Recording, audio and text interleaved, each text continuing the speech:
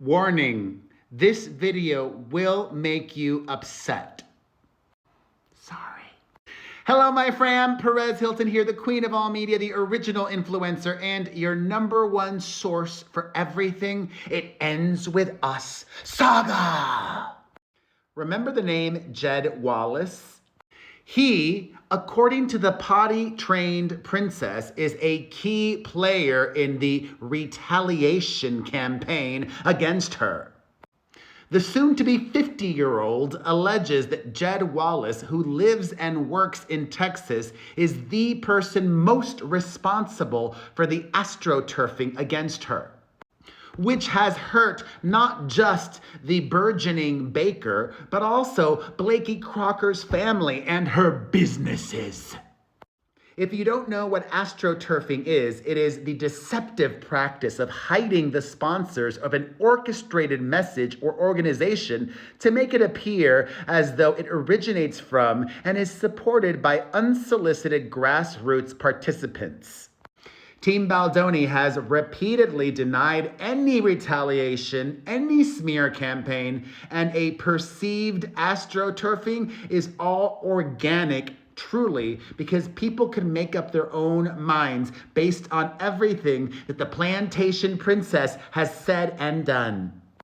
Now, if you'll remember, the high school graduate was the first one to make any move.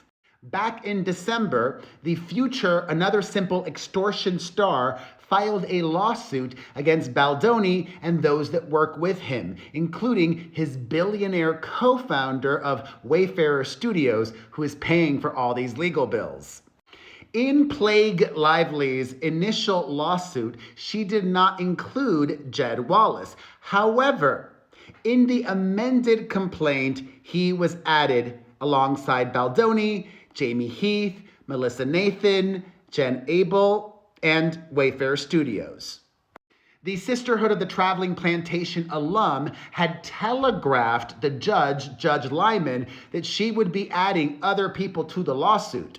So, Liability Lively alleges that as an anticipatory move, Jed Wallace filed a lawsuit in Texas against her first. And now the queen of hearsay has filed a motion in Texas to be dismissed from Jed Wallace's lawsuit. And y'all, my mind is blown. The lawyers for the villainous Virgo have exposed her.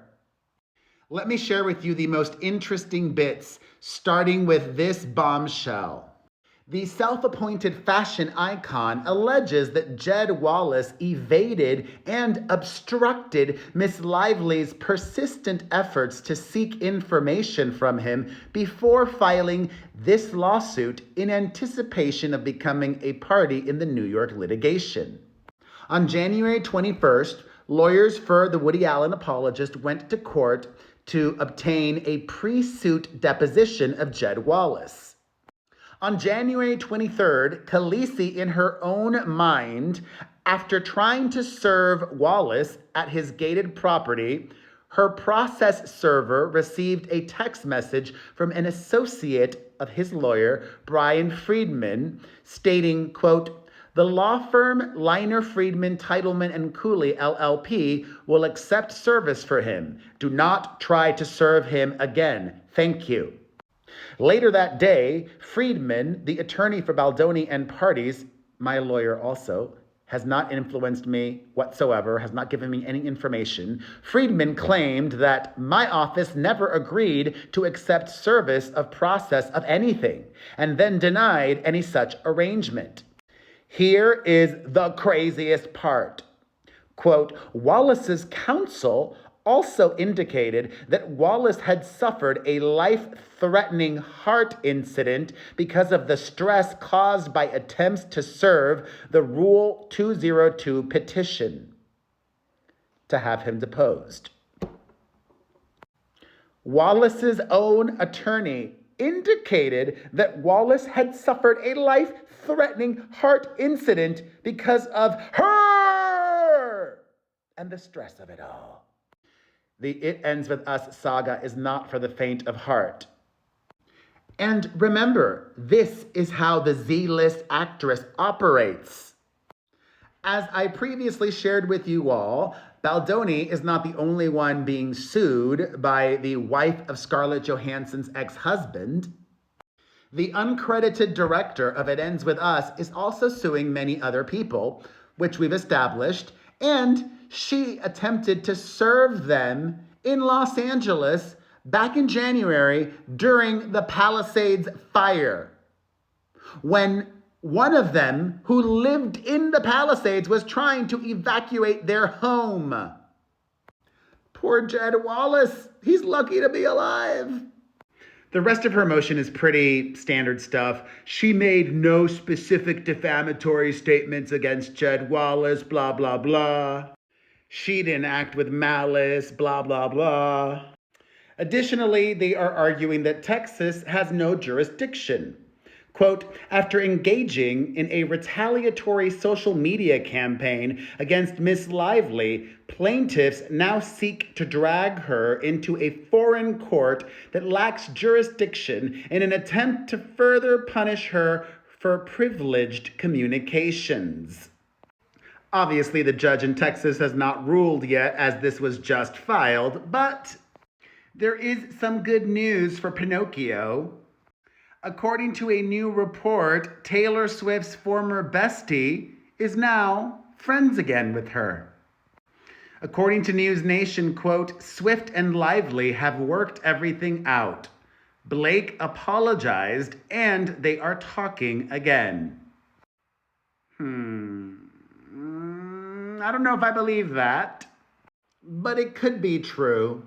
This was reported by Paula Froelich over at News Nation, whom I know, and she used to work at Page 6 for a very long time. So I do consider her to be credible.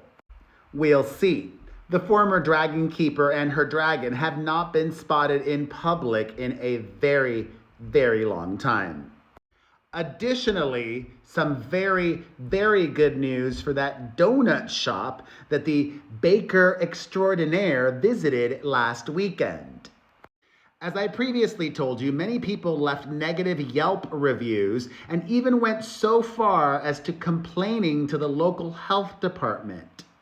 Why? Because Scam Lively went to bake with her friends, but also spent some time there behind the counter serving customers. And she wasn't wearing a hairnet or a hat. Oh! Well, according to a new report, Rise Donuts has been cleared of any health code violations.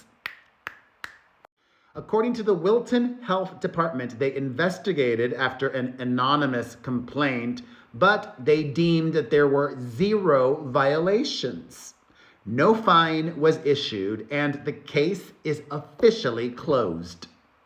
But the cases in court against the spicy and playful Gossip Girl alum, those are far from over. Thoughts on especially the first part of this video? The life-threatening heart incident caused by her. Thoughts on anything and everything It Ends With Us saga? Let's discuss it in the comments section. I love you. I appreciate you.